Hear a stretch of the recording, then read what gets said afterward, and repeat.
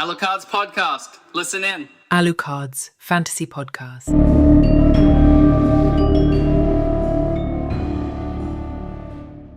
Oh, I had another question for you, but actually, we were right in the middle of something really cool there. So, what was that question you asked me again? Oh, yeah, okay, with the, like, things like My Vampire System or something, like, I feel like everyone's seen those ads, like, now that I've heard you say it and, like, a couple other people, um, do you think it's just people who have the guts, or lack of "I have to make this perfect and flawless before I send it out," that just post it, they just put it out there? Do you think those are the people that are successful, or do you think that there is something to taking your time, taking a decade to do something? I think, in my instant response, which could be totally incorrect because I don't have all the information with this particular book, but I feel like it's whoever gets the money and just freaking pays for it to be put everywhere in front of everybody.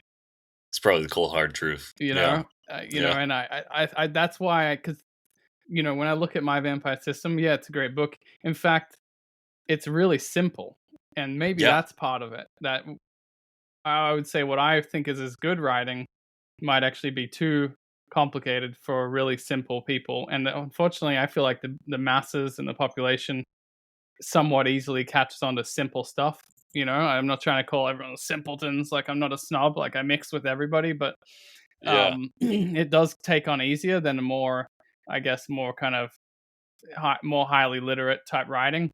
And Yeah. then if you have that, and then just common popular tropes, vampires and werewolves remade 1,000 times, freaking, and then just money to just promote it and put it in everyone's faces. I think that's what we're seeing with that. That's my personal take on it. I agree. Yeah, that's kind of what I think too. Yeah, I think it's unfortunately. like it fits. It's kind of like styled like an anime. It's probably structured in that way too. Mm-hmm.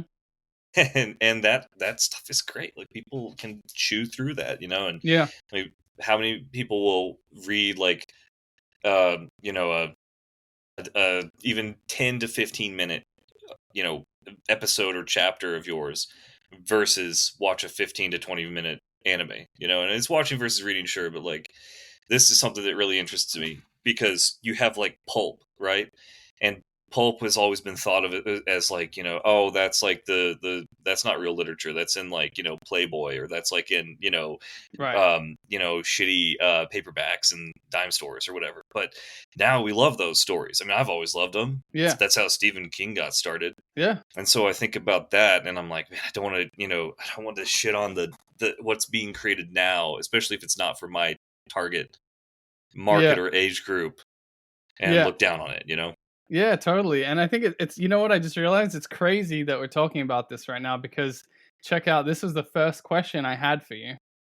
Yeah. And we somehow have gotten to this anyway. We got there anyway. Check yeah. this out. You're not going to believe this. Okay, so it seems like fantasy is kind of divided between the classic old school fantasy snobs and the new age guys.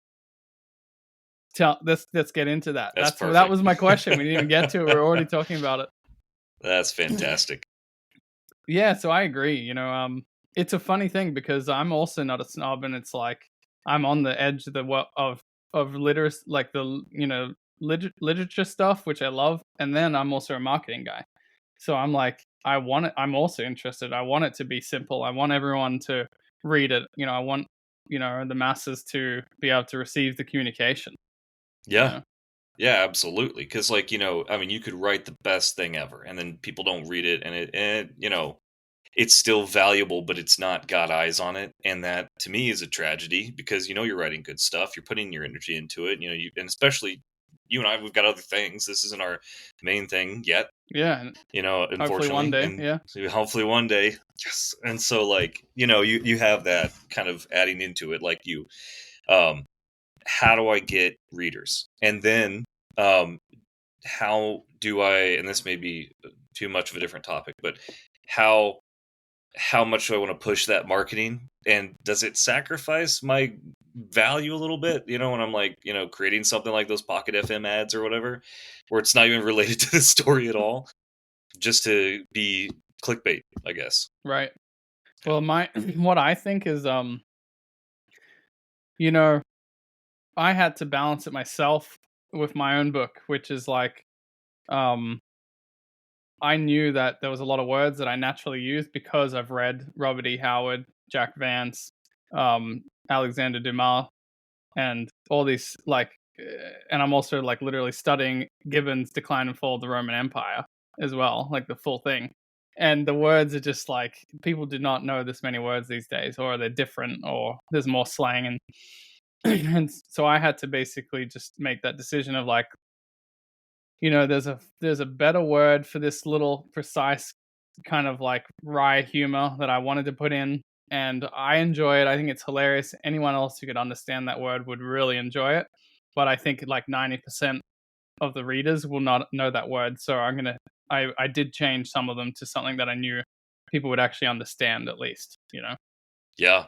Yeah, I think that's a good choice ultimately, but I get that kind of struggle you'd have with it. Like my vocabulary is not at least I don't think it's that advanced, but then like I look at some of the ways I'll structure sentences, and maybe this is a big excuse for run-on sentences, but like I think that, a lot of times it's so much clearer to just put it out in a really simple, straightforward way. Yeah. You've got I mean, Hemingway, of course, very bullet points. Yeah. And that's fun to read.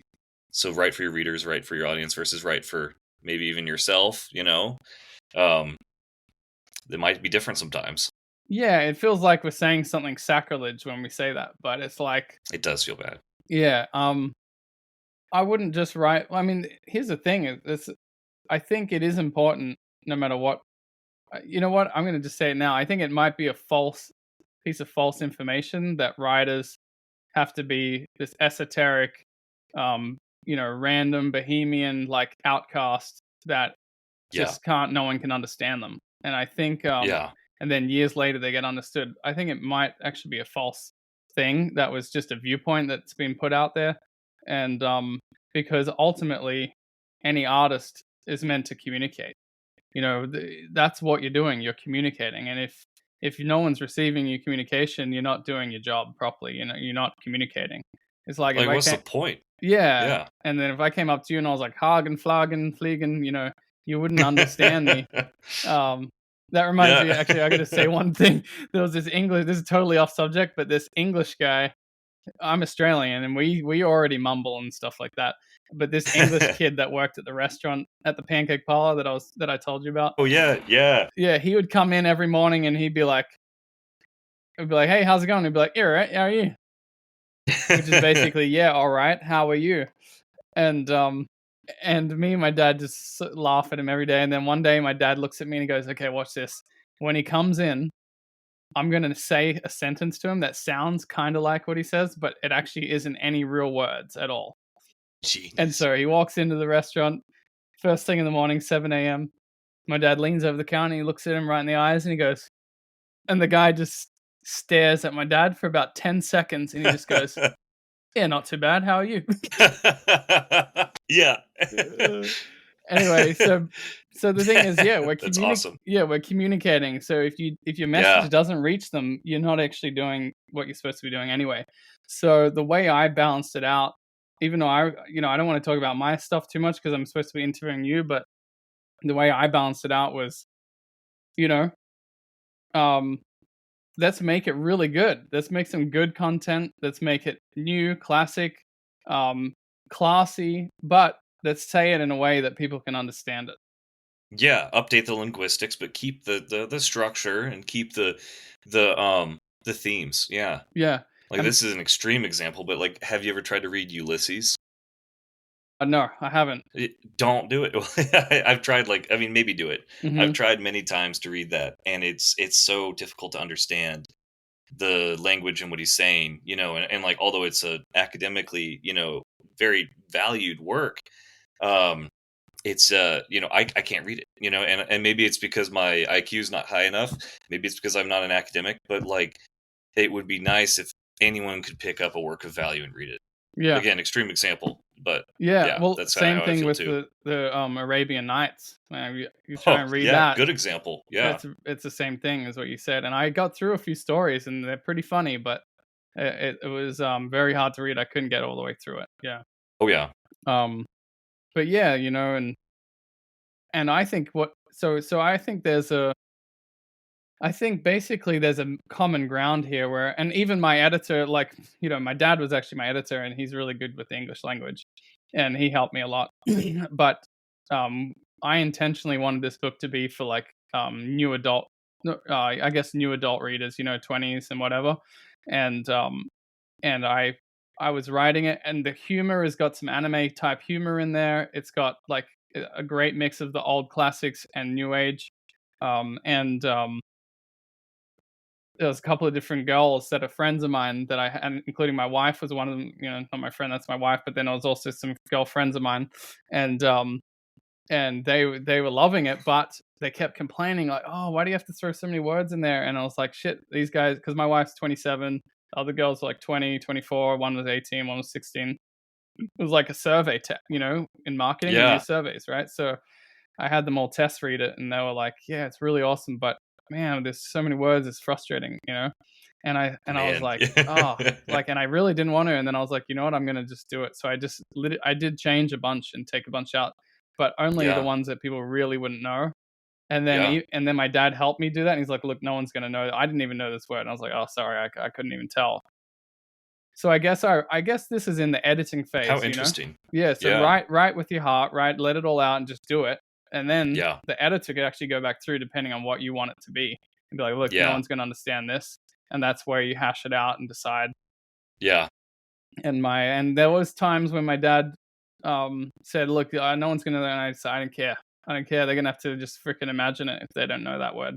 Like most of the time I'll change it, but this particular one is so specific and funny that it just sounds funny. The word was in this one, I'm thinking it was brummagem, which Yeah. is just like bric-a-brac or, like little bits Yeah. but you can get it from the context. Like, what Yeah. have you got now? Oh, just some brummagem I found on the desk. And he's like, no one knows that word, but I was like, look, I don't want to change it because it's too good for that spot, Yeah, that I would. Yeah, I mean, if you were asking me, I would say don't change that because, like, I could figure that out from the context. I feel like most people could, and it's fun because it adds in a new, word you never heard before. Yeah. What were some of the words you changed? If you want to share them, I'm curious. Yeah, I'll try to remember. Yeah. So, well, that's funny. That's a bad example because it somehow made its way into the final manuscript anyway, which got recorded, which I tried to take it out, but like drifts, as in like, you have shafts and then drifts in mining. Oh, okay. So the shafts are anything that goes directly down is a shaft, and anything tunnel that goes across is called a drift. I didn't know that. Yeah. But now I'm happy to know that. Yeah, So, it's like mining yeah. slang, So no one's Yeah. gonna know that. I didn't know how I know it. I just freaking had it in my head and I wrote it. That's cool. I think Wow. it's a mistake to look up fancy words and try and put them in when you don't know them. That would be weird. Oh, yeah. But That would be very weird. yeah. So I Yeah. don't do that. But sometimes, my dad will say, "Look, no one's gonna know that," and he'll have to remind me. I'm Yeah. trying to think of other ones. Demure. Or demure. Really? Yeah, like, do you know what that one is? Yeah. Yeah, well, that's what he said. Again, this is my dad, so, but he's not always correct, but that was one of them that we did change to just like he hesitated or he argued or whatever. And I'd have to actually get the list, honestly. There was Yeah. it's hard to remember them all now. It's interesting though. Yeah.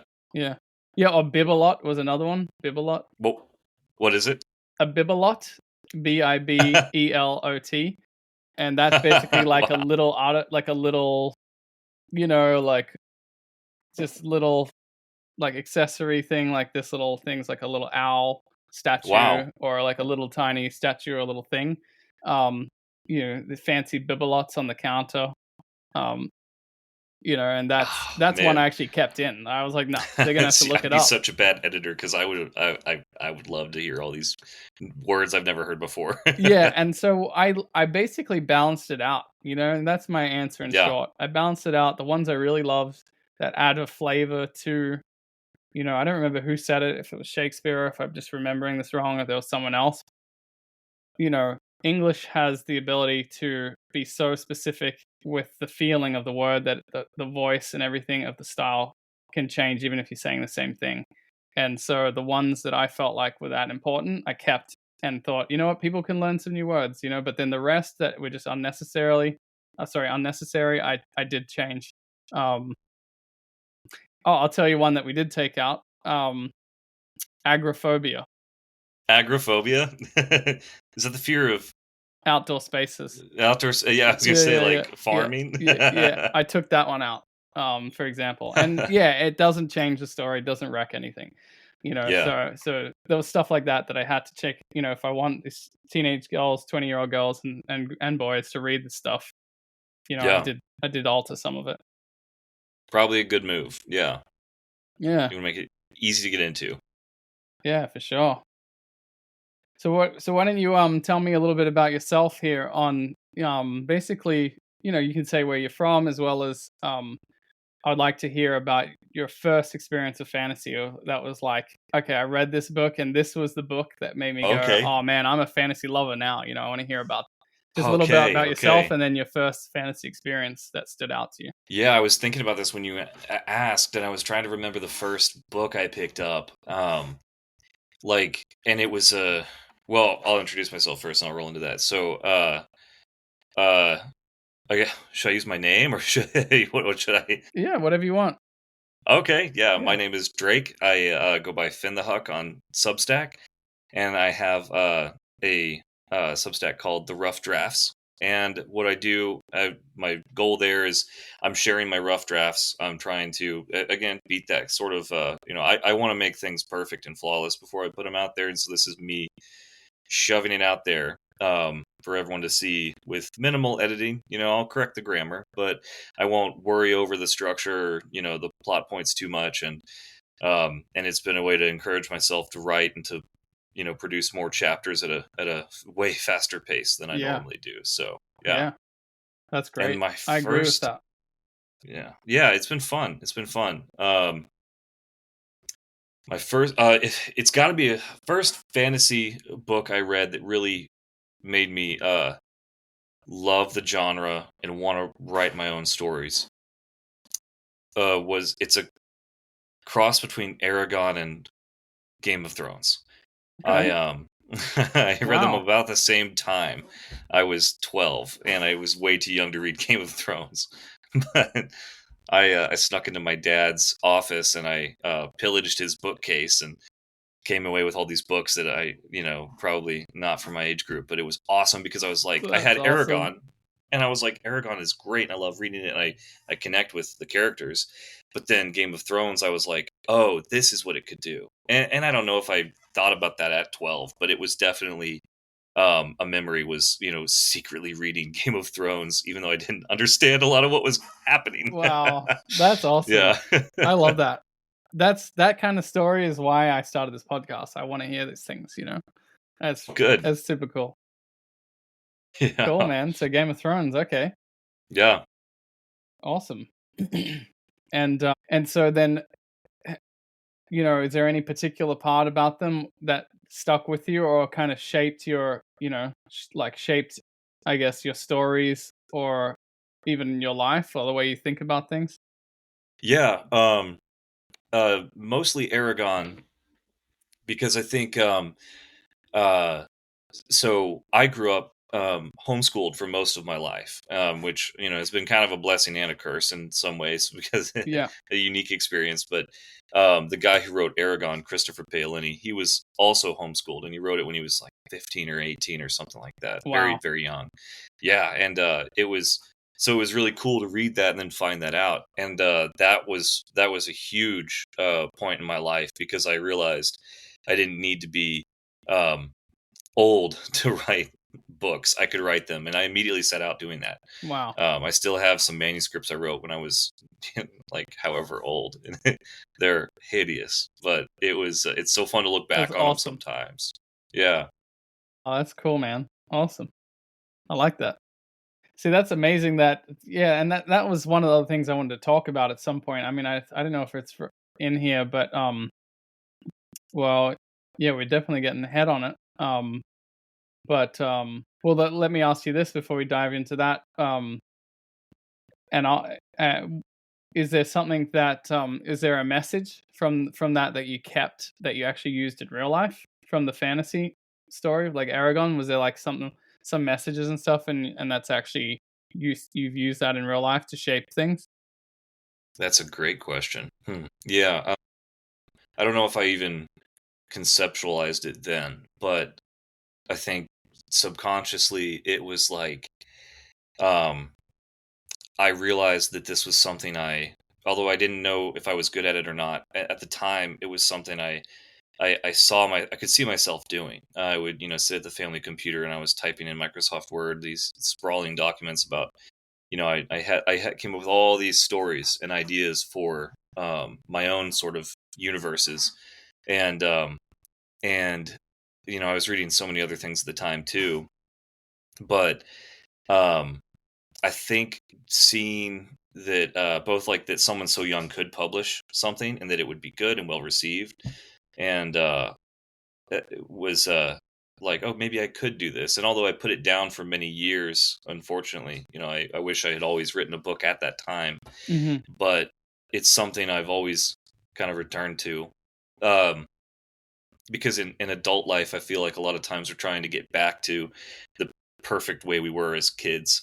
Yeah, And this is something I've been 100%. thinking lately. Like you were immature then and everything, but like you had some shit figured out. You had like your loves and your passions, and adulthood is pretty much about getting back to them with Yeah, I the agree. responsibilities of being an adult. Yeah, I agree. Um, I read somewhere that basically the the magic of being a kid has to do with just your viewpoint and your creation of magic in the world Oh around yeah, you, and you yeah, haven't been beaten down so many times by life and other people's viewpoints that you still have belief and courage in your own magic that you can create in the world around you in your imagination. And totally. yeah, because when you go outside as a kid and it's like a red, you see this really beautiful flowers or this cool police officer or something, and you're like, man, that looks so cool. Like, and then when you're an adult, you're like, oh, that's like boring or crap, or you don't even notice anymore. What, the flower didn't change, but you changed the way you're looking at the world. So I Yeah, agree. I man. think getting back to the Yeah, inner child in us, and I think that's one of the main things I love about fantasy is like the hell with these facts. You know what I mean? We're getting back to imagination. It's like it's powerful. the real world is confusing, chaotic, and I want to study that too, and I want to see beauty and fantasy in that too. But like sometimes we like I forget the Tolkien quote, but where he's talking about like how fantasy is a way for us to process what's going on in our reality and to digest it better, Yeah, something like that. But yeah, that's been something that stuck with me a lot. Have you ever seen those people where they're like talking about I mean usually they're chronically online, so it's it's understandable, but they're talking about how like the world's lost its color, hmm, or like there aren't like birds singing anymore they remember from childhood. Have you yeah. seen that? No, I Yeah. haven't, but it sounds like they need to get out and touch some grass for sure. Yeah, yeah, like I swear I can hear that bird if I go out before 6 a.m. Like it's not that big a deal, Yeah, but like I think a lot of it has to do with your perspective can get so colored by your emotions, yeah, and you can get really worn down and then lose the wonder in the world. yeah. And I think there's also I'm going to sound like a conspiracy theorist now, but I also Where's feel my like there. hat? Yeah, yeah. I also feel like there is a pushed viewpoint here where it's not okay anymore to imagine. It's not okay. You're crazy if you Yeah, imagine things. You have to be hard-eyed, factual, scientific, and if it's not, then you're crazy or you're whatever. yeah, And I think they're trying to. I feel like it's coming from somewhere, the media or somewhere on a broad scale is pushing this, and it's not necessarily true. You know what I mean? That just because you haven't proven something with scientific method doesn't mean that it couldn't be possible at some point or in some other universe. yeah, And I think it actually inhibits scientific progress when people get like that because imagination, it's like the good old science fiction predicted inventions, and yeah, gave people ideas to then make into inventions. So exactly. I feel like fantasy can also create new worlds and new universes that are actual factual as well. But when people get too heavily involved with like, oh, it's just imagination, it's not real, it can actually stop that process. Oh yeah. Oh yeah. Because I mean, and like, wow, there's a lot there, dude. Yeah, because I think that when you That's lose deep. sort of That's a your deep that subject. is deep, Yeah, man, we're and in it's it now. We're in the fantasy now we're world. in it. Hell yeah, yeah. It's I talk about this with my friends a lot. I've got a few people who are they're writers too, or at least really strong readers in some capacity, and like um the idea of men reading fantasy is like just not out there, and I hate that because I've always been reading, and even at times where I struggled to read because of focus or how busy I was or whatever. Like every job, every labor job I've ever had, I've had audiobooks, listening to audiobooks Hell constantly. yeah, that's what I do That's the too. way to go. Yeah, that's why I made an audiobook, because I love them so much. Yes, yeah, and as you should. People who hate on audiobooks, I don't, they haven't worked a job where they need to Yeah, read. I do it when I'm riding to work or on my bike or whatever. Oh yeah, biking and Yeah, audiobooks is the shit. I love that. hell yeah. Yeah, but yeah, it's demoralizing to look at life without some form of fantasy. I think books um, can get us in touch with our empathy for one thing, Yeah, but also help us come up with ideas and kind of you know manipulate them and play with them in a space that's not I don't want to say no consequences, but maybe no consequences, maybe no yeah. ties to reality. Well, it's like a learning. It's like I would, I just had an amazing thought just then. It was like, to tie this all together, it's like it is the training, it is a learning experience, and it gives you the room to create and learn. And yeah, it's all in your mind. But if the mind is the most powerful thing that then all action comes from, then basically you're training yourself for creating real things in real life. Absolutely, absolutely. Whether it's a story or anything. I mean, I thought of a great example. Sorry, I want to let you go first though. no, go ahead. Oh, I was kind this of is the trailed off. best example of what we're talking about. So, being a big D&D fan, right? My friend, and Oh yeah, also Weston actually got me into D&D. I played it. Obsidian Blackbird. Um, yeah, yeah. he um, he got me into D&D heavily as an adult, but I played maybe one game when I was a teenager and I loved it, and then I never had anyone else around me that was doing it. So then I got into it in my Yeah. 20s. But basically he flipped open one of the earlier D&D books manuals, and at the beginning is a quote from Vin Diesel, right? What? Yeah.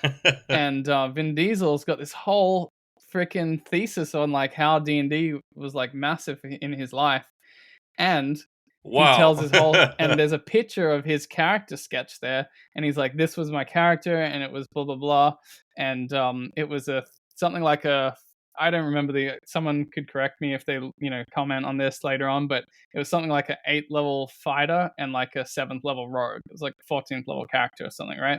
And it had these freaking special eyesight and goggles and stuff that made it be able to see in the dark. And he's like, yeah, and then that character gave me the idea to create this whole got like D&D helped me get into acting. I used to practice it, that like to help me like put on my personas, and I actually made this amazing movie from that character, which was the 14th What the level, hell? the fighter and the rogue. And then at the end, it's like, and guess what movie that was? How the fuck No, did I wait, not wait. know that? Do you know what the movie is? Yeah, Riddick. Yeah, Chronicles Riddick. of Riddick. Yeah, I love Chronicles those of movies. Riddick, Yeah, dude. They're the best movies. Like, they're so good. Yeah, so good. Probably some of his, if not his best movies. Literally, like, Yeah, I mean, way better think than so. Fast and Furious and stuff to me because I'm a fantasy Yeah. player. But Yeah. those are based off his D&D character, and he used that to create this huge Wow. success for himself in real life. So, Man, I gotta tell my dad. He showed me the Riddick movies when I was young, and like, man, that I don't know if he knows that he's a big D&D player too. yeah. That's so that's funny. awesome. My dad loves D&D too. Like, so funny. He's like a kid. Oh, that's He great. can never get enough of it, Yeah. So yeah, man. So that's a good example of Yeah. how you're training in this. It's a creative activity that helps your imagination, and then you can create real things in real life and great success from it. Absolutely. And with D&D, it's community too, which another thing we need very badly. Yeah, communication, can, real live yeah, communication. absolutely. Yeah. Not people just looking. I went to the beach the other day and there was like 10 kids sitting down and every one of them was looking at their phone, not even talking to each other or looking at each other that's so at the crazy. beach. Yeah. You know, so I don't know if that's a generational thing, a gap I'm seeing for the first time in my young life, but yeah, me like, too. I'm like, am I old yeah, now? I'm like 30, yeah, I'm like that's what I'm 30. I'm asking. 34, but I'm like, damn, I feel old when I see these little kids doing these things. I'm like, Yeah. Yeah. Do you ever feel like you could so quickly become a very judgmental older millennial or whatever we are, and like you know, I'm not assuming you're in the same generation. yeah. I'm 34, so not really. I mean, I'm pretty. I'm about to turn 30. Oh, nice. Yeah, yeah. I'm pretty. My I want to say my empathy and my understanding and my ability to be cool with different people's realities or the way they are is quite broad. Like it's super broad because Oh I've yeah. worked in I work with people and work with communities. That's my whole career. Hmm. And I am in the marketing sector, but it is still social, humanitarian work that I do and stuff like that. And Oh, so that's amazing. yeah, yeah. So I do help people. Like I'll do I've done literacy programs in at-risk communities and drug rehab and stuff like that. So I just deal with the Respect to you, craziest man. types of people, and I grew up with the craziest Yeah. types of people. So no, I didn't think I'll ever really get hateful, but the thoughts pop into my head, like Right. like more of like just like a wry kind of critical note in my head, like, oh man, that's kind of silly that they're doing that, but it's not Yeah. like grumpy, really, even.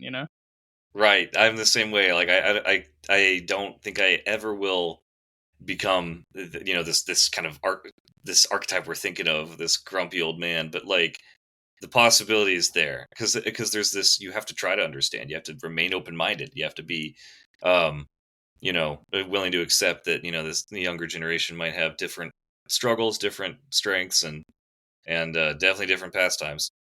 Yeah, exactly. And I think every time I start getting like that, where I'm like, oh, I'm like, you know what? I just need to update, man. I need to update myself. I need to learn more about what's Yeah. fashionable right now. I need to dive right back into it, get amongst it, and just Oh kind of yeah. stay up to date. And I think that way you don't really age. Absolutely. Yeah, you think of the coolest old people you've ever met, and they have always been interesting. But also more Interested. than they're interesting, they're interested. Yeah, Yeah. exactly. Exactly. You get it. Yeah, they're interested in you. They ask you questions, and they're also still learning. They haven't just stopped and been like, I don't need this newfangled technology. I got my old stuff. Like for me, AI is pretty new. Yeah. Same All the thing with different ways me. to implement it. Yeah, Yeah, I was kind of like resisting it a little bit, like, oh, same. taking over actors' jobs, taking writers' jobs, like, oh. Yeah. And then I was like, you know what? I think I posted it in some comment on someone on Ever Engine. She was, sorry, she. I don't know why I think of it as a she. I don't know if it's a guy or a girl, but I always think of it as a she. I get Sorry, that. sorry, Yeah. Ever Engine, if you listen to this and you're actually a guy. No offense, but that person was talking about something about this, and or maybe it was American Writer and Essays. Anyway, one of those was saying something about AI, and I said, I agree, but I don't think it's good that it takes people's jobs. But I think the people who are going to survive this, because it's not slowing down, it's not Oh, I saw stopping. what you said. Yeah, it's Yeah, not that was stopping, great. it's not slowing down. Yeah. So the guys who can stay on top of things are going to be the ones who Yeah. come out on top, and that's so I'm just getting Yeah. myself educated and I'm rolling with it, rolling with the That's an excellent punches. move. You know? It's happening. I mean, like, these people, they've got a ton of money. They're developing this and they're only making more money off of it. Yeah, It's happening, yeah. whether you like it or not. And I have no idea what the future holds, but we got to at least learn to speak the language. Yeah, exactly. And it's going to be a problem if technology continues to advance faster than the humanities, with Yeah. people's Oh, yeah. education and understanding of the spirit and the mind is slowing. If that doesn't catch up, it'll be a problem. But I think there's hope still, and and I'm doing my fair share Me of that, too. So as long as we do that Absolutely. while staying, educated and keeping, then we should make it out of it, and we work together. We can keep humanity on the table as well as being advanced. Absolutely. I wholly agree. I have great fears about that as well. Yeah, Um, but yeah, I think I think I wrote a little blurb about it, about digital campfires, and like in the future we'll have like if it really is like Skynet taking over, yeah, automating every job, yeah, we'll hide out in some caves and we'll share stories. yeah, exactly. Yeah. In fact, this gets me to this other thing I was gonna another question I had here was because every time I get hit with this AI thing, right, I start to think of June with the Butlerian Jihad. Yes. Oh my word. You know what I Yeah, my mean? buddy and I were just talking Yeah, about and that this. keeps coming back to me. And one of the questions I had here is, what if fantasy worlds created are actually real, or at some point, some other universe, some other dimension, or a long time ago, and history is kind of repeating itself, and the really good writers are kind of just pulling this out as like some kind of They're memory or just on something. this wavelength where they can get these other Yeah, yeah. yeah, Oh, or pulling it out that's from so like a cool. memory because they were existing in the other world before or something, Oh, And, that's wicked. and I like that. yeah, and you know, that was the question I had. What if that is the case? You know what I mean? And it makes me think that June and the Butlerian Jihad and this AI thing always reminds me of that. Yeah. Yeah, because what if that's true? Like what if that's true and what if we're just pulling off of these other, call it a multiverse or whatever you want. Like what if we're just pulling out these other realities um that are possibilities Yeah, or even if it's just in a mental imagination right. capacity. How real is that, you know? Yeah, well, some of my Who's to say it's not? exactly. Yeah, I mean, one of my favorite lines from any fantasy book or movie or whatever is in Harry Potter. And a lot of people, a lot of these snobby writers diss on Harry Potter, but I freaking love Harry Potter. Dude, fuck with Harry Potter. It's like Yeah, one of the first things I yeah. yeah, it was one of the Another things that book got I me had to to steal to read, but I loved it. yeah, it was one of the things that got me reading, and I love that thing. Yeah. And it's like one of the things that she said in there is like Gandalf.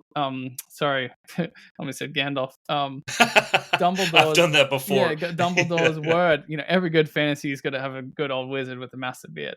Absolutely But required. where he says to Harry, he's like having the whole conversation in Harry's head after Dumbledore's dead, and Harry says, like, well, but this is not real. This is all, this is all in my head, and Dumbledore looks at him and is like, just because it's in your head, does that really make it not real? Something like that. I paraphrase it, Yeah. but No, that's it, man. It's like it's so good. I can remember that too. Like that stood um out to me. I was like, oh, that's such a mhm. golden line. To me as well. It was like, yeah, that's right. Yeah, and Yeah, what makes I it had any less real? yeah, exactly. Yeah. Yeah, man. It's so cool. I had a very influential person in my life who kind of saw my writing as worthwhile and said something similar and it really, you know, I've never forgotten it. Yeah, awesome. Do you want to share what it was, or? Oh, yeah, yeah, I guess absolutely could. Yeah, it was during my high I don't yeah, it was during I was graduating high school and a friend of my father, he had kind of seen some of my writing or my dad had shared it and he wanted to encourage me because I think at the time I was like depressed because I hadn't finished a book before I graduated high school, which was a goal of mine. I just straight up didn't put enough time into it. And so I'd expressed that I was really, I was like, I guess it's over. Like I'll never write this book, and he wrote in my graduation book or whatever this message that I've clipped out and saved, and it was that don't rest now because you have only just started to dream, and there will be so many more stories that come out of your brain, something like that. I wish I could remember it word for word. I probably should, That's awesome. but yeah, and it made me think. Yeah, that's right. Like these aren't the only stories I'm gonna have, and sure enough, yeah, to 15 to 20 years later, I've got no, not that long. Jeez, math, but however many years later, I've had more ideas, and they've been good. That's I awesome, think. man. Yeah, Yeah, you're still at the beginning of your fantasy journey right now. I mean, it just keeps going, absolutely. Yeah, and yeah, I was another really kind of just kind of me that stuck with me that for myself is totally different subject, but it's like Star Wars, right? It's like yeah, it was one of the first things to say. I mean, I guess June actually probably said it before Star Wars, but that this June and Star Wars similar. It's like all the other sci-fi's are in the future, this, future, that, but in the Star Wars, it's you know, a long, in long the time past, ago, man. Yeah, yeah, in a galaxy far, far away, and that just stuck with me. And I was like, man, that is such a cool idea. Like, and then that's where I keep getting into this Butlerian Jihad, and history repeats itself. And I'm like, man, what if there is all this other stuff, and we couldn't, oh yeah, and we just kind of we can't reach it, or we forgot it, or there's no trace of it, but it was still out there, and it happened. Yeah. And that's kind of what I base my story off as well, which is like it's set 2.5 million years on Earth, like in the past instead of in the future, and it's like another society that has come to its end and it's decaying, and it was high tech, and it's like, and there's a reason why it all vanished and there's no trace of it, and then mankind Wow. reset when it gets to modern times. And it will, as you follow the stories, you'll end up finding out what happened and why, but it's that whole I can't wait, history dude. It repeats sounds itself. Yeah. so cool. Yeah, and with all the influences, I know. I mean, I'm looking forward to it. I Yeah, think that'll be and there's a great. lot of anime humor in there too, like Yeah, and it's really cool. funny when you mix the main characters together. Like, it gets better and better. I would say, unfortunately, I still love the first two chapters, but they're literally the weakest of the whole book because it just gets better and Really? better. Yeah. Are you Because doing multiple POVs, multiple main no, characters? I keep it in brands because I didn't want it to get too complicated, and I Yeah, didn't want to expand the text too much because it was already long. I Um, get that. Yeah, and it was just my first major novel, and I just wanted to keep it simple. And But basically, the other thing is it didn't necessarily need to, because one thing, and this wasn't going to be part of this podcast, but one thing I do want to say that I really feel strongly about is that um, I enjoy stories that are enjoyable just for the blow by blow content, dialogue, so that you're literally like watching an anime, right? Where it's like yeah, just the content and the content and the dialogue is so good that you're enjoying it as you go, and absolutely. it's not all about a giant complicated plot and all these Oh characters yeah, and stuff, and it's like trying to track it all, um or like I find even really good books like Wheel of Time was amazing, and I love it. The concepts and the writing's high quality, but it's beautiful. there was still large periods though where it's like I'm just waiting to get through this part so I can find out what happens. Yes, And it actually gets absolutely. annoying or it gets boring. And I thought, okay, great, we should have it that good plot, that good characters, that good writing.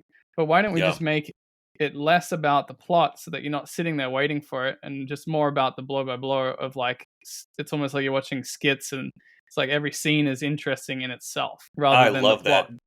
Do you, when you're writing, do you perceive things kind of like almost in a cinematic way? Do you try to structure things by by scenes? Yeah, I do Do you know what I actually. mean? Yeah, I actually do Yeah, that. Yeah, I do, and it's heavily about the comedy and the dialogue and the little moments and just a little description of the way the person's face looked when they said that, and it's yeah. just really wry humor in there that if you could read it twice and it would be more enjoyable the second time when you read it because you pick up on all the things you missed. That kind of writing. I love that because I love that kind of writing. I love that. I love when you can tell people are thinking visually. Yeah, They see it. It's showing, Yeah, and there's also I break it down to the senses, like where it's like yeah, you're experiencing it. So it's from Brand's POV, but I try to make it as if he's sensing it and discovering and just seeing it. And so sometimes when I'm writing, I'll be like, oh wait, what's the smell right now?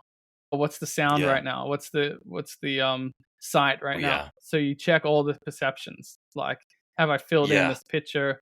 And I'll often add music to the scenes as well, where I'm like, oh, there's got to be this kind of music playing. How could that fit into the story? And I'll add like a band to the pub, and I'll describe the kind of music they're playing while the fight's happening. Oh, And the that's band awesome. will like increase in tempo, and like I'll make a comment on it, like the band started playing like a rakish waltz, as the fight got more intense, and they're having like this big I bar dig that. brawl, and there's like the music's playing in the background. So I try to add very immersive and scene based. Yeah. I love that. I love that. One of my favorite pieces of writing advice was from Stephen King and On Writing, of course. Oh But yeah, yeah, I read that too. I take a lot from yeah, that. Yeah. isn't it such a Oh, it's a good great book? book. I mean, no one else that's a really good famous writer really wrote a book on how they do it. Oh yeah, yeah. As It's like the a hidden brief secret aside, have art. you I know it is a secret kind of thing. Have you read Chuck Palahniuk's writing book? I can't remember what it's called right now. Or No, uh, I haven't. I didn't know the name, so I it's haven't. a yeah. I know. I can't think of it either. Shit. It's yeah, but it's in the same caliber. If Awesome. you're interested, Yeah, yeah. cool. but it was the piece of advice was that don't say like the phone was ringing in the other room. The phone rings in the other room, or the phone was ringing in the other room. Not like not you don't want to write it as if it's happening to another person if you're writing from the perspective Yeah. of a character, because to them it just happens. It's not happened, or we're in a third. It's not even about POV.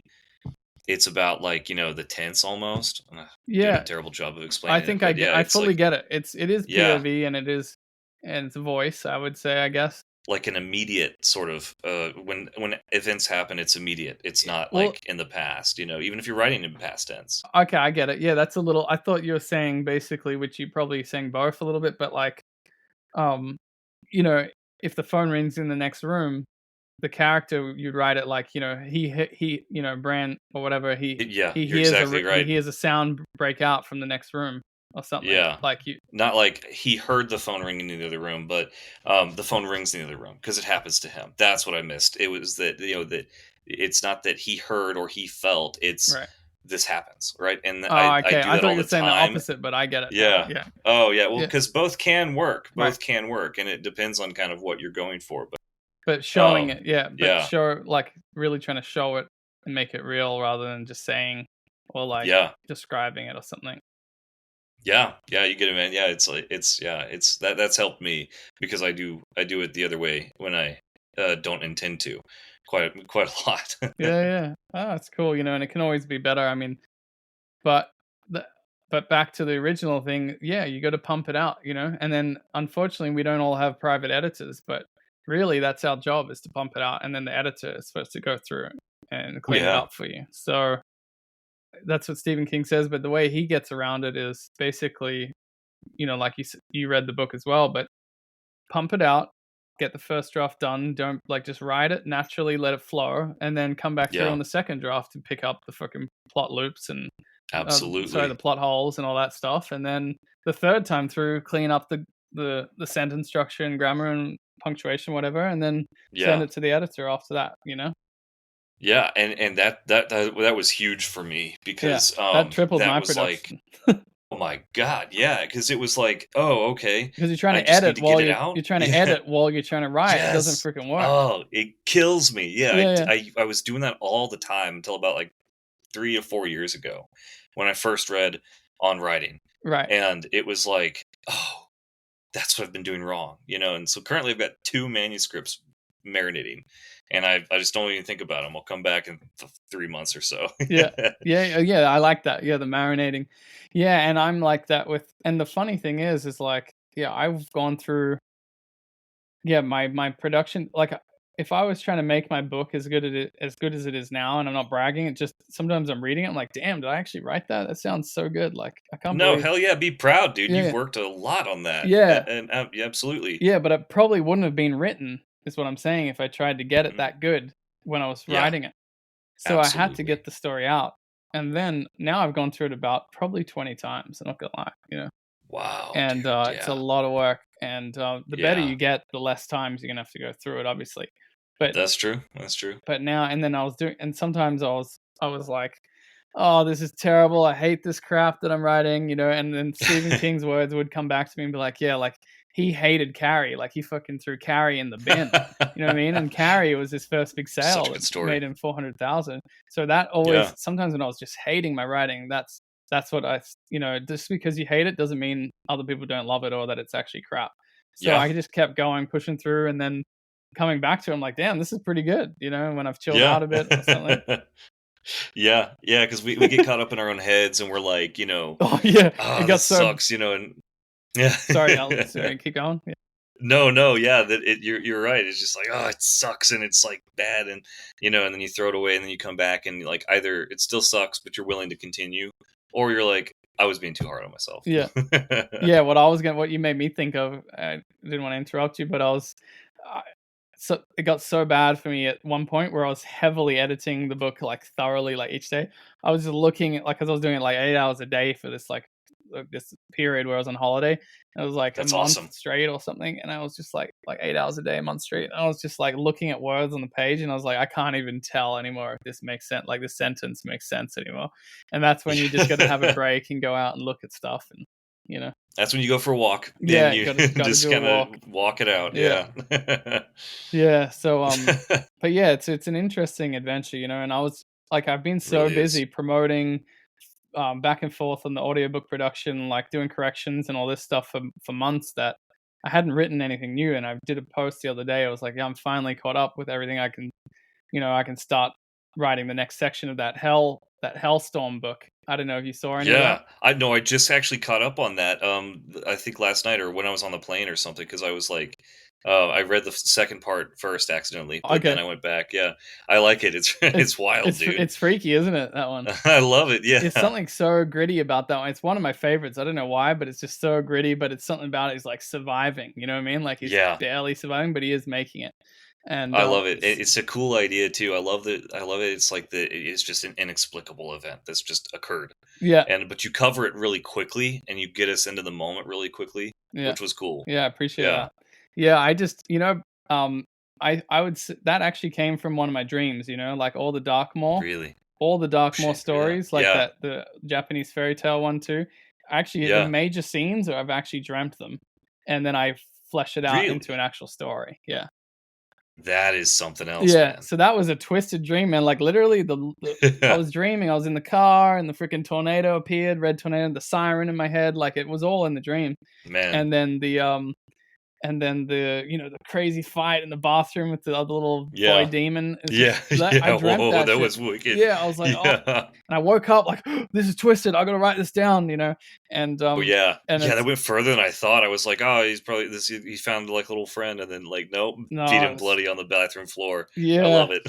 Yeah, but it was like I don't know, and I'm not fond of making things so real and disgusting that it's like it upsets people when they read it. But Sure. I think it was enough. I mean, it was a good amount, and I Yeah. think even young adults could read that probably because it's not even that explicit compared to what's out there No, right now. no.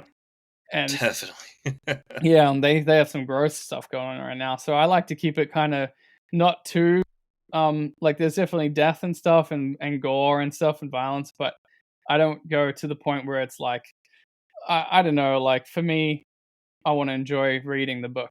I don't want to feel like crap afterwards. Yeah. like Yeah, right? want You to don't wanna be, like, an edge lord, but you wanna, like, yeah. you wanna make it real and, like, visceral. Yeah, exactly. I mean, Yeah. like I don't know, did you ever read the Sword of Truth series? Oh, shit, yeah. Oh, man. Yeah. Yeah, Wizard's First Yeah, Rule. yeah. So that Yeah. was great, and it definitely was on the border with its first rule because it was pretty rough for Yeah. me. 'Cause, I'm a wimp, not really, but I've had a lot of violence in my life, so I guess maybe I don't necessarily feel like I need to read about it. You know what I mean? Um, That's interesting. yeah, um, but it was fine. It was a great book. But then the second book is like I don't know if you read the second one, but it was like now that we're talking I think about a so. girl getting betrayed by her lover and Yep. having sex with a demon with a spiky, what? And I'm like, okay, I don't. Oh, man, that just roared back. Yeah, Yeah. it was just like, oh, the scene was too rough for me. I couldn't dig it. Yeah. And I was like, okay, that's it. And it's the same with some of the Stephen King books. I'm Oh, my like I word, read this yeah. one about this girl. It's called "Come to Me, My Love," and this girl like does a black voodoo or whatever, and wishes for this dude that she thinks is really hot to come and hook up with her, and basically the devil takes over his body because of her spell and comes and basically bangs her to death. And it's just the way Damn, that's it's really written in detail. I'll that was tell a you that Stephen much. King? Yeah, yeah, and I was like, Really? I haven't come across that one. yeah, I was like, oh, I Wow. feel disgusting after reading this, Oh, because it yeah. was real detailed, and I was like, yeah, I don't need to hear that. So anyway, Yeah, I think it's the detail is the key here because you could write something horrifically morbid and then you can get like in a movie, right? Like you could frame it in a certain way visually that it doesn't reveal yeah, the and gore, but you see and you can imagine and it's worse, but it's also like you can edit that yourself. Your own imagination, you yeah, know? and it leaves more room for it too, and I like that. True. Yeah, more of the thriller than the gore horror. It's kind of Yeah. I dig that more. So anyway, that's Yeah. that. So I don't remember how we got onto that, but yeah, I do want to say that we're gonna move into the next thing here a little bit. So what is your okay, so what's the best fantasy battle scene? for you? Oh man. Yeah, okay. Hands down. In Dead House Gates, Stephen Erickson's Dead House Gates, part of the Malazan Book of the Fallen. I haven't seen it. I haven't read Oh it, man, but it sounds good. it's so yeah, the Malazan Book of the Fallen is like this massive series, and I was super intimidated by it for a long time, because it's Erickson uses prose that's really good. Again, it's what I would call like, it's visual, it's cinematic, it's show don't tell, but Yeah. like, it's dense because he doesn't explain shit. It Malazan's Book of the Fallen feels like you are being dropped into somebody's D&D campaign at the halfway point, Love and it. you have no idea what's going on. None of your friends will explain it to you, but you gotta just start running, and you I just love gotta it. roll with it, And so Dead House Gates is the second book, and it completely disregards everything that happened in the first book, mostly. No spoilers here, Okay. but And there's an epic battle scene in it.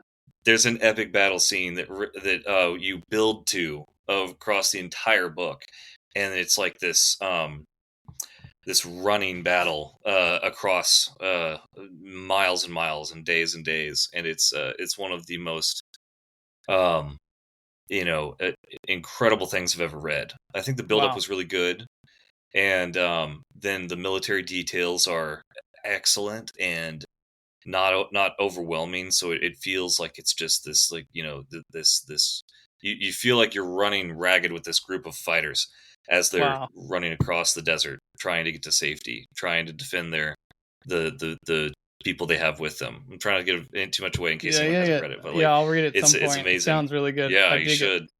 Awesome, man. Cool. Yeah. For me, I would have to say, I feel like there's probably better ones, but the thing that comes to mind, like on an immediate basis, like my flash answer, is like some of the fight scenes from one of the, if not the first, Stormlight Archives book by Brandon Sanderson. Yes. And Yeah. I love it when things are, he really builds it up from where it's like Holy physical shit, or yeah. nothing to like doing superpower type stuff.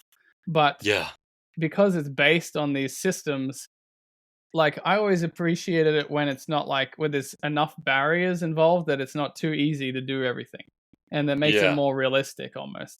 And I like that too. yeah, and that's one of the fight scenes at the beginning of, or one of those books where basically you got that shaved monk assassin who's basically flipping the gravity up and down in the hallway, and he's fighting Yeah. against the guy in the full armor, and the guy in the armor doesn't know how to use the powers, but he's got the armor.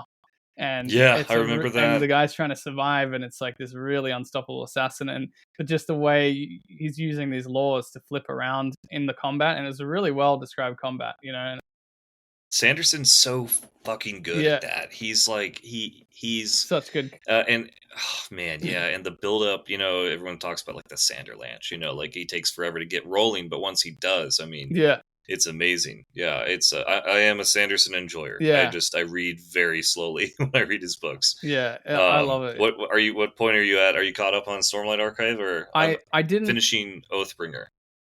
Is Oathbringer the latest one? It's No, the one before the latest one, right? Yeah, Oathbringer's book 3. What's the one after that? Rhythm of War, I think. Yeah, I think I did Rhythm of War. I think that's book 4. Yeah.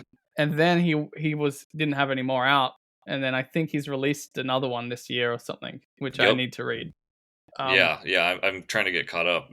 It's very good. Yeah, there was I don't want to get spoiled. Yeah, there was like I call it filler. There was one, but after the Rhythm of War, that was like taking place earlier from another character's viewpoint, which I just wasn't. Oh yeah, I heard that. Yeah, I didn't read that one because I just personally sometimes I don't feel like getting into that. Like I want to know the mainline story, where we're up to, and keep going from there. Same. Yeah. Same. So I have a friend who told me to read history. the entire Cosmere or what, and I get it, but like my reading list is already massive. Yeah, I can't squeeze it in. Yeah, and it's like Naruto. You know what I mean? Naruto already ruined that for me. It's like after that, you just cut all the fillers, for everything else going forward. So I already developed my filler cutting system back from Naruto. Yeah, or like One Piece. You're gonna have to like. I didn't even do One Piece. It's too long. I haven't even tried it. I tried, and then like I was like, man, I'm gonna be like sick one day or have a broken leg or something, and I'll watch it then. Yeah, I do want to catch up on it. But Yeah. there's so many other anime that are so good and so short, like Very compared true. to it, that I'm just like, Yeah. I mean, we could do a whole thing, podcast on anime too, because I'm a massive Well, anime. we totally could. Yeah, I'm fully Yeah, into yeah, that. me too. I mean, I think Alucard, it's right? such Where'd a they get good, that from? yeah. Yeah, I'm glad to see. Okay, yeah. yeah, from Hellsing. Yeah, that's a great series too. Mm-hmm. Cool. All right. Well, and then so next flash question here. So if you could have one magical me. power, what would it be? Flight. Okay, that's a good one. It's Yeah, simple but good. flight. Yeah, Yeah. I've thought about that a couple times. Like oh, what would I do? I really try to think of some complicated one, but like when Yeah. it boils down to it, dude, I'd fly, Okay. Fly. hands down. Yeah. For me, I'm so rugged and stubborn that I almost would do the Wolverine type thing and just never die Oh yeah, and just deal with the yeah. pain. But I don't know. I mean, I probably more often think about teleportation. That's That would be that's probably great. my one. Like, in fact, we can, not to make this episode too long, but that we could go into another thing about my early fantasy. But I read I had like a totally apart from Harry Potter, that got me reading. But other than Harry Potter, I had a really random introduction to fantasy because it was all given to me from my grandma, who's like at the highest level of like obscure fantasy, like reading stuff. And No way. yeah, and she What did she give you? so she gave me this book called True Game, right? Which most people don't even know about True Game. Whoa. And True Game is like this really weird, it's almost like a sci-fi. And that's the other thing I like about old fantasy.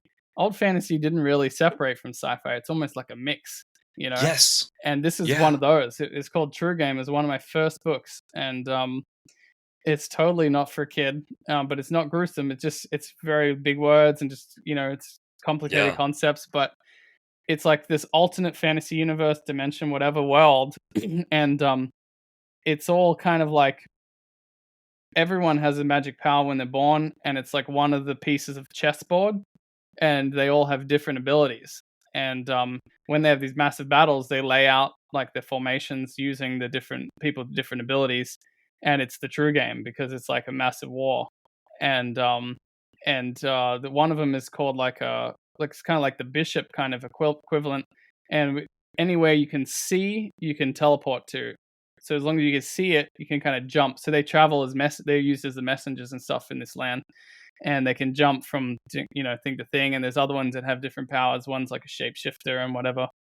And yeah, it's pretty dark, but it's definitely Holy it's grim shit. dark, man. It's like a grim dark fit like that. That is awesome. Yeah, and but if you can also teleport to a memory, but if you get it wrong and you get in a wall, you're dead, right? So they mostly try to do it within vision in case something has moved in the environment because you Yeah. can appear on it and die. And Wow. yeah, I'm writing this down right now. yeah, True because that Game. sounds It's so really cool. And I won't ruin the end, but it ends up becoming from that fantasy. It kind of flips to like it's like a real dark sci-fi. Whoa, dude. Yeah. So that's all I'll say on that one. And there was that one, and then the second book series that I ever read was called The Nine Princes in Amber by Roger Zelazny. And that one is also, it's hard to describe how good it is. I mean, if you haven't read it, you could just read the first one. The first one's really short. If you read the Throwing first that one in there too. yeah, it's called Nine Princes in Amber is the first book. Maybe you read that thing, you're just gonna be like, holy crap, this is amazing. But yeah, so anyway, so How cool. yeah, I don't remember how I got into that, but basically, Your introduction to fantasy. yeah, and that's Your grandmother gave it to yeah, you? yeah, Gave you all these books? yeah, and then also Jack Vance is also her favorite author, Yeah. but she didn't give it to me somehow. I missed it all, but she gave me these other ones, even though he's her favorite. And then when I got older, my Wow. Obsidian Blackbird got me on Jack Vance, and through D&D to Jack Vance, and then basically, he basically said that D&D, the whole magic system is based off Jack Vance Dying Earth. That's the system. It's from Jack Vance. Seriously? Yeah. The whole weave and the spells, and like Wow. he was the first one to make the way you have to cast the spells, and that's why wizards can't remember like endless spells. There's only like a certain number, because it's very That's so cool. yeah, it's all Jack Vance, and it's very scarce. I didn't know that was him. Yeah, even the most powerful wizards in his books could only remember up to like 1 to like 5 spells at a time. Otherwise, it just you can't hold on to them because it's so powerful. That's so And cool. so you have to try. I had no so idea. It's like that's why I loved. And anyway, and then the other major thing that D&D is based on is Roger Zelazny, his writing. So then somehow Obsidian Blackbird had never read the Nine Princes and Amber series, so we kind of swapped. Like there was these huge gaps that we both had that D&D was both based off. It was Jack Vance and Roger Zelazny and a couple other ones, and then we filled each other in somehow and got into them at an older age. That's so cool. Yeah, but yeah, it's getting back to what you missed out on. Yeah, that's so cool. Yeah, and that's what actually got me writing was D&D. Because I wrote some, as you said, like when I was a kid, it was actually what got me writing was playing video games, and then going, oh, I could tell a cool story about this same world in this video game, but in a book. And the good thing about books is there's no limits. Video game, you only have 4 different spells. You can only climb over that wall. There's an invisible wall here. You can't grab a chair and hit someone with it. But in a book, I could put whatever I want. So then do whatever you want to do. So I started writing these cool like video game stories, but like we're doing whatever you want in it. And that is so cool. Did you ever make like a choose your own adventure story or anything like that? I didn't make one of those, but I think it's a good idea. I was just writing a straight book. That's so cool. It was the writing was terrible, and it had like it was roughly based on like Oblivion, the game Morrowind and Oblivion. And just like the ogres and stuff looked like that, and but I made this really unique character who was basically a zombie, because I wanted to put Brazilian Jiu-Jitsu into a book, but because I did Brazilian Jiu-Jitsu, but I was like, it's never going to work in a war setting. Like you just get stabbed when you're on the ground or whatever. How can this work? And then I thought, but if you didn't die very easily, it could work. And if you were like inhumanly strong and vicious, it could work. Like and then I made this character who's basically a lady who was pregnant, got bitten by a zombie, and resurrected, and she had birth to this kid who's born a zombie, basically. So he wasn't his brain didn't get basically destroyed, but he was a zombie still, and he basically is part of the party, and he basically fought with like Brazilian Jiu-Jitsu, and because he would be and he runs on all fours and just flies at him and does like these crazy Brazilian Jiu-Jitsu flying arm locks and stuff, and just and it was funny and crazy, but that was one of the first crazy character ideas I had. And that sounds amazing. Yeah, and he would eat like massive amounts, and his belly would just stretch, but it wouldn't slow him down or anything. So then, if he'd eaten recently, he would be running on all fours, like lean arms and legs, but this massive gut just flying along, like, and then just jump on people and just bite at their necks and just go like a crazy monkey style. And he's really hard to kill because he was a zombie, so he could get stabbed while he's on the ground and stuff. But if he didn't eat, every so often he would turn on the rest of the party, so they had to keep him well fed all the time. That's such a great. Did you ever turn that into like a D&D character that you could play? No, but I should though. So that was my wild. Yeah, so that's what got me writing. But then and then more recently, D&D like is what really launched my like more like serious writing attempts, because I got so into the characters, so excited with it, and I was like, I could just start writing some cool scenes, some cool fight scenes, cool story, and I just got it going. And then I was reading Jack Vance, and I was like, oh man, I read everything I could get my hands on, read everything with Conan, and I was like, I want more. I want a more adventure. I was like, I'm going to have to write the next story. I'm going to have to continue the adventure myself. And that's what got me writing my serious novel. Wow. That is very much for me. I'll want more of a certain strain of a fantasy story, and I can't get it or can't find it. And so that's what draws me into writing it. Yeah. Yeah, there you go. Yeah. Same thing. It's totally like, it's like pure. You know what I mean? It's like, we just want more of this good stuff. Let's keep it going, Yeah. Not trying to copy it, not trying to freaking, it's just I love it. I want more of it. So I'm gonna start making it. Yeah, it's up to me. I gotta do it. Yeah. Awesome. All right, next flash question here. Okay. So you chose flying, I got teleporting. Okay, so what's the weirdest, most awkward fantasy character crush? Doesn't have to be a human. It's great. Any anime, any freaking cartoon, any video game, anything fantasy, book, movie, whatever.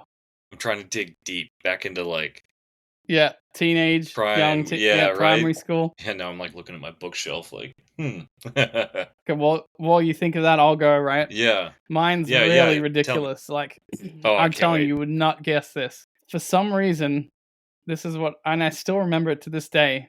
But I had this crush on, like, I don't know, you know, Looney Tunes, right? But Yeah. I don't remember if you remember Tiny Toons, and they were like miniature versions of the Looney Tunes, and they're like all these little No kids. way. Yeah, there was this blue bunny, and he was the boy, and there was this pink bunny, and she was the girl. And I had this freaking crush on that pink bunny, man. So funny. I was probably like 8 years old, 7 years old, but that Yeah. sticks in my mind. I even had dreams about it. Like, not like when you're 8, you don't really dream of, like, it's not like you're banging or anything, but I just fell in love with this freaking pink bunny, and I had this crush on it. It's so random. That's so funny, dude. no. Oh my word. I can understand. Yeah, what's that one girl in the Goofy movie that's like like Max's I girlfriend, think his she was a crush he babe. has? Dude, total babe. Yeah, I Yeah. remember that. My goodness. Yeah. Can't forget. Jessica Rabbit. Who Framed Roger Rabbit? Jessica Rabbit. Yeah, but, Yep. but that makes more sense, you know what I mean? But, Yeah, right. oh no, but one of the rabbits, some of them rabbits were babes though. There was another rabbit. I know. What's the deal with Is the it rabbits? Space Jam? There was a babe rabbit in Space Jam, right? What are these animators doing? I know, they're just messing with our minds. Yeah, right. Yeah, that rabbit in Space Jam, the brown one, she was sporty. Yeah. Yes. Oh, it's so funny. Yeah, anyway, Yeah, that was man. mine. I didn't know if you remember yours, but that was Oh yeah, like I think, man, I'm trying to like think like I mean, you were reading, I you feel like obviously there's like read an Harry Potter. obvious one, right? Yeah, Harry Potter. No, it didn't really hit me. Hermione. Nah, No. Hermione never hit me. No, I think no. that Chinese sounding girl sounded kind of cute. Oh yeah, what was her Cho Chang Yeah, or something yeah, like that? Yeah. I was bummed that Yeah. she ditched Oh Harry. wait, I've got it. Not not Harry Potter, but oh shit. I feel like there was like another like Aragon? I'm just Prime. prompting No, you. not Aragon. Yeah, but Arya. Yeah. Wow. Yeah. I'm just prompting here. I'm not trying to put it in your mouth. No, you're good. I'm trying to think because it's like I feel like there's one that like I should know this. Yeah, you'll know it It's when like you remember. YA. Yeah, I'll tell you when I remember. Yeah. Yeah, It's like I'm just another- saying yeah. you'll know it when it hits you. You'll be like, oh yeah, that was the one. Probably I 8 remember years mine. old. Yeah. Yeah, right. 8 years old. Yeah, could be from a show or two. You know, it doesn't have to be a book. That's true. That's true. Yeah. Oh shit.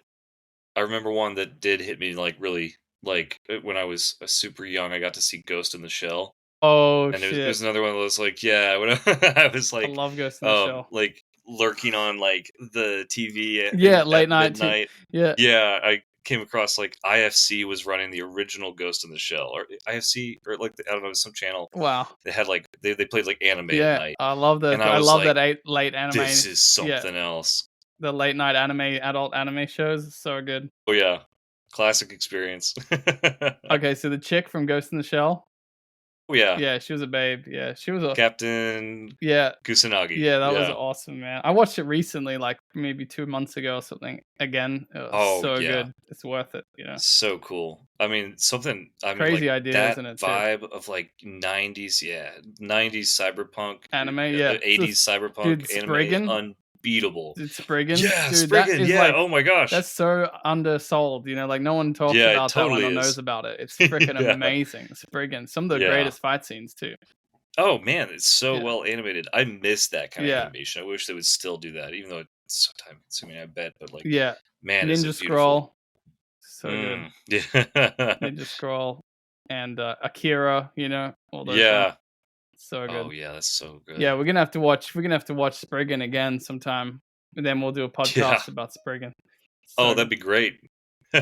awesome, man. All right, so final question here. So if you can live in one fantasy world for a year, Where are you going and what are you doing? Where am I going and what am I doing? You got to pick something that's like relatively safe, so you don't, die before you can write home about it. But you also want to like, you gotta have something exciting. Oh man, I know, I know exactly what I'm doing. Okay, if I had that opportunity, I'm going straight into John Carter. I want to be John Carter on Oh Mars. yeah, that's good, man. I love that. I watched the Wouldn't that be movies wicked? recently as well. So good. Yeah. Did you like the movie? Yeah, I haven't read the book I though. loved the Yeah, I movie. haven't read the Yeah. book, so Oh yeah. I can't be snobby about it. But I'm never snobby anyway. Yeah. But I thought the movie Yeah. was Don't be awesome. snobby. Yeah. I thought the movie was Yeah, great. I've read the books. I thought the movie was great. Yeah. It yeah. The was. books are on my wish list, right? Actually, I just downloaded it the other day, so it's definitely on my to read Oh, list as great. well. Yeah, and I did Yeah, man. download Speaker of the Dead and the other.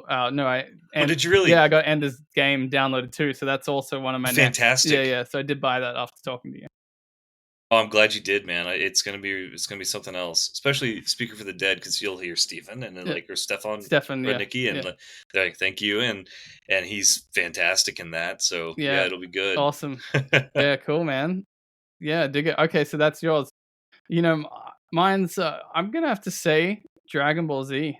You know, Oh wow. I just Okay, freaking how love cool is that that? universe, man. Like, Yeah. and when I was going through tough times as a kid, like as I said, I grew up in a really rough household and a rough neighborhood and Yeah. everything, and it was some of my depressing moments. I wake up for that morning TV like cartoon Mm. before the school time, and I'd hit the Dragon Ball Z, man, and then when I got the games, when they started releasing Dragon Ball Z Tenkaichi and stuff like that, oh man, I just loved being in that world, and it just brought me such a feeling of just goodness and peace and watching Dragon Ball. It's just something about it. It's such a nice, friendly, fun world. I Wow, think it'd be man. so cool to be in there and Yeah, just, I don't know enough about it. I've oh yeah, never saw it myself, okay. but yeah, Oh, it's just very I fun. need to check it Yeah, out. it's just super fun, super simple, but you can also learn to just, you can train, you can get powerful. If you train hard Yeah. enough, you can do anything in that world. So you could fly if you train hard enough. You can shoot energy Yeah. balls if you train how, get the technique, and so it's just awesome. Where should I start? I would start with Dragon Ball honestly because Yeah. it's probably better written than Dragon Ball Z, and it's just better quality, and it's Dragon Ball Z gets worse and worse the longer it goes.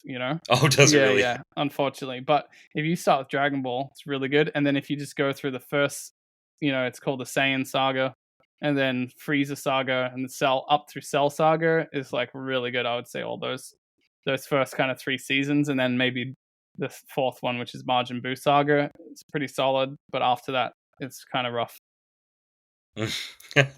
I'll give it a shot because like I love some classic anime, but I've missed out on a lot of them, so I need to go back and Yeah, check them out. yeah. Well, the problem with Dragon Ball Z is, you ever heard of the struggle of the power crawl? Yeah, Yeah, yeah, Dragon Ball Z is the ultimate whatever example of that power crawl yeah, problem.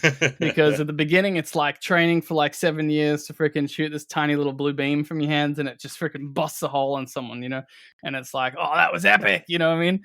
And then it goes from that in Dragon Ball to like at the end of Dragon Ball Z, you could literally just have two like white blue flashing pixels just teleporting around the screen like this for like 3 hours, yeah.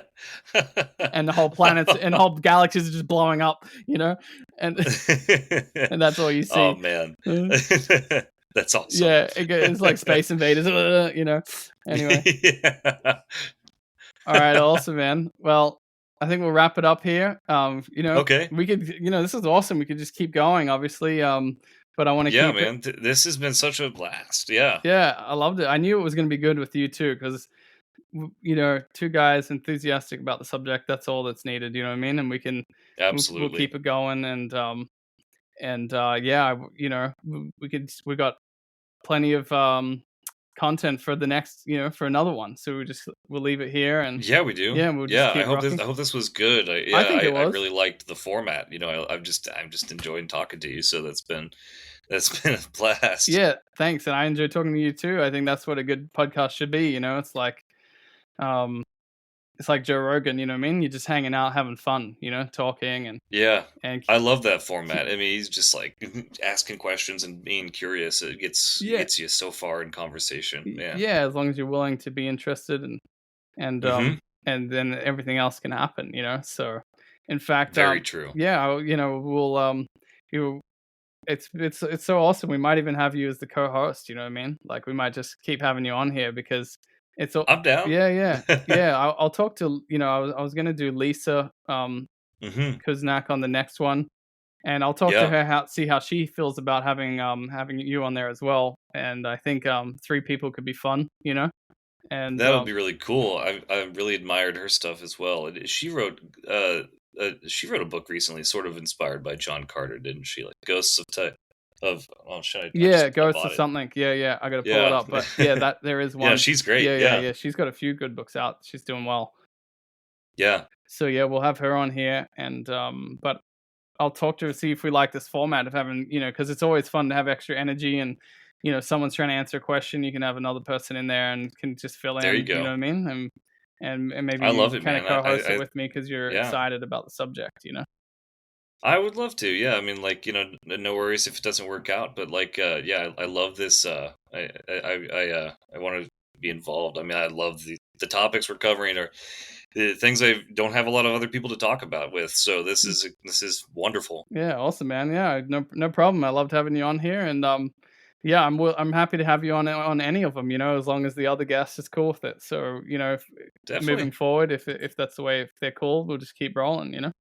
Okay. Yeah, hit me up. Also, if you want my help making some AI book trailers, I'm down. Oh, yeah, I'd I love haven't that. done that myself, so I'd love to try it. Yeah, I would love that. I could send you some of the I worked out some of the scripts and stuff based on like basically copying the successful ones. So I copied Good. successful Yeah, book that's a good ads, and strategy. so I Yeah. reverse engineered a couple already. I'm just having trouble making the actual content. So Yeah. and I could send you some of the stuff where I'm up to on it. And Sure, man. but Yeah. yeah, I'd love to help. yeah, we could play around with my my Japanese book, the Darkmoor one. Yeah.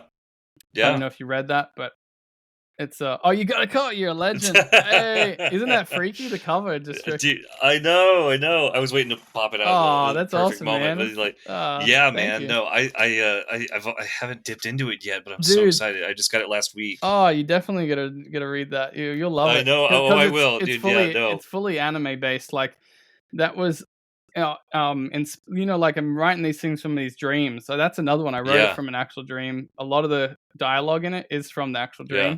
dream. But heavily inspired by Spirited Away. So if you like Spirited Away, I do, and I saw you comment yeah, that or post about that, and I was like, ah, that I'm sold. yeah, it's got that vibe, and that's probably where I kind of got the dream influence from it. Initially, just like the Hellstorm series, I initially, Yeah. yeah, it was a dream, but I feel like that's also inspired by basically Half-Life. Yeah, and I would say Half-Life, Oh the game. yeah, dude. Oh, It's dude. heavily Half-Life. It's really like That's almost a such book a about good. Half-Life. So Oh, that's awesome. yeah, but That's on a really more great. one-on-one, small scale, gritty one, like a teenager Yeah. trying to survive in that with the Combine coming in on them. I totally see it Yeah, now, yeah, and yeah. oh, that's such a Y- great thing, dude. Half-Life is so I fucking know. I underrated. I love know there's Half-Life. fans, but like, I feel like it doesn't get it in this decade doesn't get a lot because it's Oh, been fucking it's so forever good. since it. Oh, it's so good. Well, Yeah. my 13-year-old friend's son, my friend his son's 13. He's in there playing Half-Life right now, so it's still No happening way. in that. Oh, It's still good. going, man. That's It's still awesome. going. I love that. That's anyway. So I think subliminally that was Yeah, that was an influence for the Hellstorm series too. So I forgot to tell you that earlier. I wanted to tell you that. So anyway, these that's little cool. influences in there, even though it is actually from a dream as well. That's awesome, man. So is that what's next? You're gonna post the next episode in that or next chapter? Yeah, I'm actually writing it. So it's taking a little Love longer it. because it wasn't pre-written already. So I'm actually writing Yeah. the new scenes. Also from another dream, which was basically similar enough to be in the same world. So again, everything Damn. Darkmoor, it's got to be from a real dream. So Yeah. yeah, it makes it even Vivid more dreams, twisted. man. Yeah, That's yeah. amazing. Yeah, I've run into that myself. A lot of what I'm pulling right now for the story I'm serializing is like pre-written, but then I got myself found a plot hole, and so now I'm having to write myself out of it, and I'm like angry at myself from 5 years ago for writing this piece of shit. Oh, well, imagine how it feels when you've just, you know, freaking been through it 20 times and then your editor goes through it and then you freaking pay some production costs and you freaking have a narrator produce this whole thing and it's Stefan Rudnicki and you don't want to waste his time And then you freaking listen to the audiobook after he's already produced it, and you're like, oh, there's something you missed. That That's happened my to me like greatest 2 or 3 fear. times yesterday. Oh man, I'm sure it's nothing bad, but it's like Other people those little wouldn't things notice. only you would see. Yeah, Yeah, but I want to enjoy the yeah, book when I listen to it. I'm going to listen to my own audiobook. I want to enjoy it, absolutely. and but man, little things stand out to me, like, oh, like today I was listening to one of my favorite chapters again, because I already went through the whole thing and sent there is some corrections I do want to try and squeeze in, and so he's trying to do that today. But we had Mhm. like 24 hours to do the deadline, so I was listening to my own audiobook for like 16 hours straight, like Wow. trying to get this thing Yeah. done. And I can only imagine, man. I mean, like, yeah, it's like, you put so much work into it, and yeah, yeah, yeah, and you have to kind of like almost yeah, and then it's going to be out, so you can't fix it permanent. after Yeah, that. You're like, oh, so yeah. it's what you were talking about at the beginning of this podcast. In the extreme, like that's the extreme moment when you're like getting it recorded and it's about to go out, Oh, and you're like, oh, is it perfect? Literally today I was listening to it, and I just couldn't like listen and enjoy it anymore, because I was like, wait a second, he said he was 1/5 of his height, and then he says so he's about 1 foot, and then but he's 6'1", so that should be 1/6 of his height. And then I was like, oh, I should have said 1/6 of his height, not 1/5. It's already recorded. And then I like got out my calculator, and I was like, okay, so 12 inches, yeah. 12 inches times 6, 72 divided by 5. Okay, so it's 14.4 inches. It's about 1 foot. Okay, fine. I can fucking let it go. Yeah, man. Yeah, I completely feel that pain, but not even on the magnitude you're on right now. Yeah. Yeah, and I hope I can still enjoy the book in the future, because I'm just gonna like, it's hard to not do that every time you listen to it. Yeah. But you You know, may need to let it marinate, out there in the public space. yeah, and just remember, like, no one else is gonna notice that except for you. That's so true. Yeah, that's so true. It's So just let them enjoy it, yeah. and get it out. Like, that's where I'm at on it. Anyway, awesome, man. It's been great. Thank you, and we'll wrap it up here. And definitely been great, man. we'll do tons of these. And we'll always have, I'll keep having you back on, and with other guests, I'm always going to ask them, hey, can we have Finn on as well, and we'll have a party. Hey, I'm down. That sounds great to me. Okay, awesome. Well, just so you know, just in case she says she's down, I think Lisa did get back to me on the date. Let me just pull it up real Good. quick.